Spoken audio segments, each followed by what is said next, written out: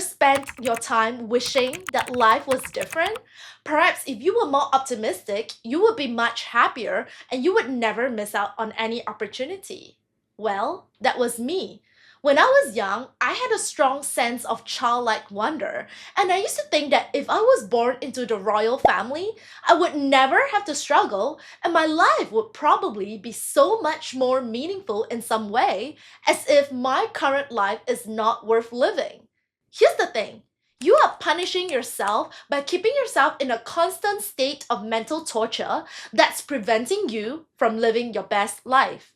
Over the years, I realized that most of us are born into situations that may not be the most ideal, and as we grow older, we begin to take control of our lives. We are accountable for all the decisions we made that have led us to where we are today. And most importantly, transformed our lives in such a way that it's uniquely ours. Honestly, I wouldn't have it any other way.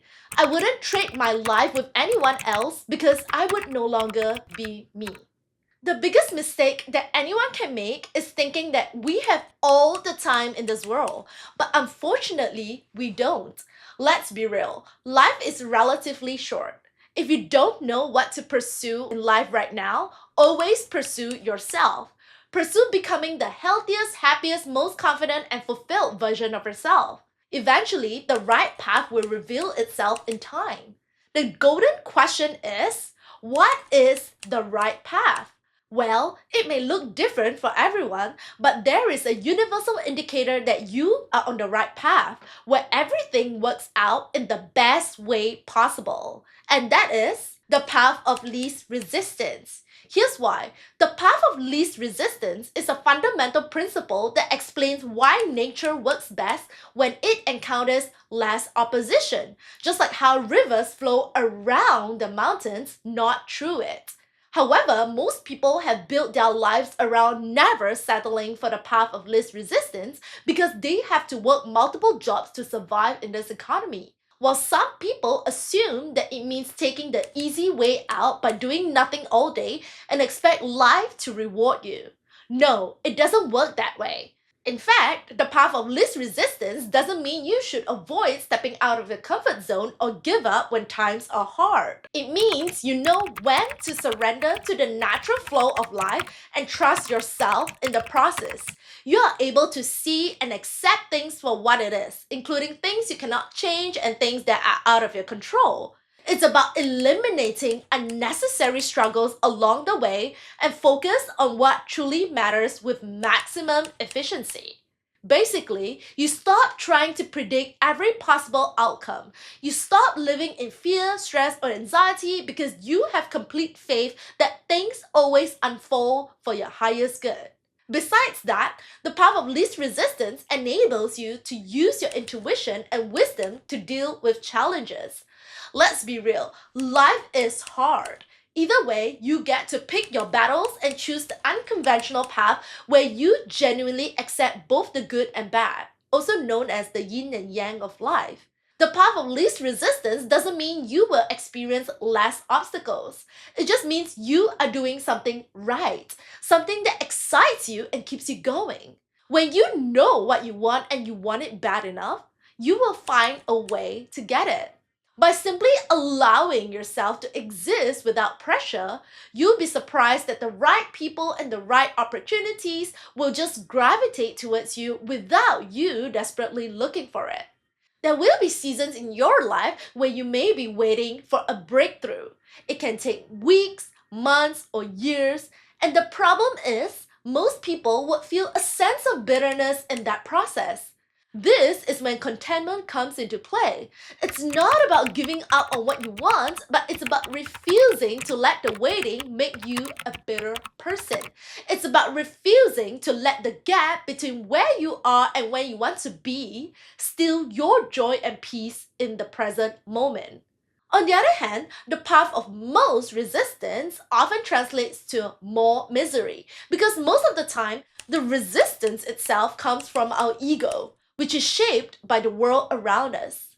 Let me explain. The world will try to convince you that your worth is in how much you do, how productive you are, and how hard you hustle. They want you to romanticize the outcome instead of the process of achieving something. Because of that, most people are unable to accept failures for what it is.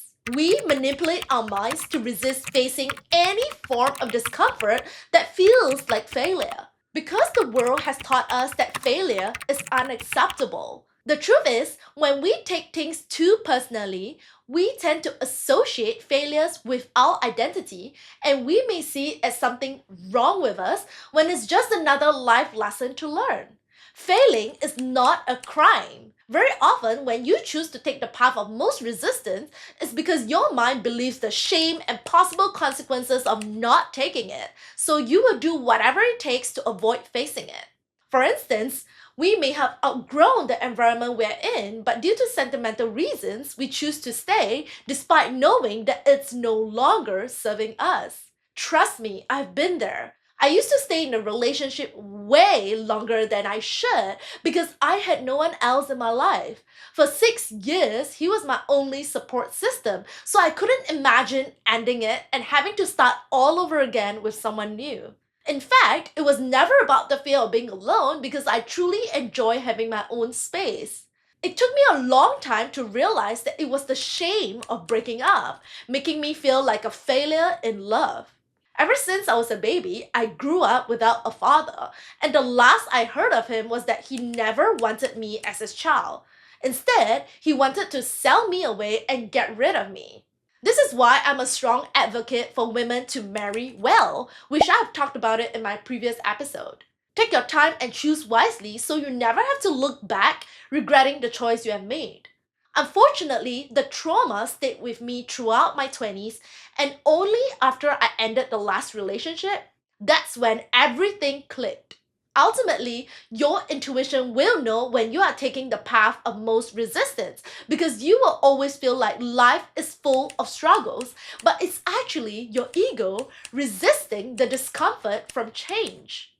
Instead of avoiding the path of least resistance, find a path of least resistance that takes you where you want to be. You have to prioritize the destination before figuring out which path takes you there easier, safer, and faster.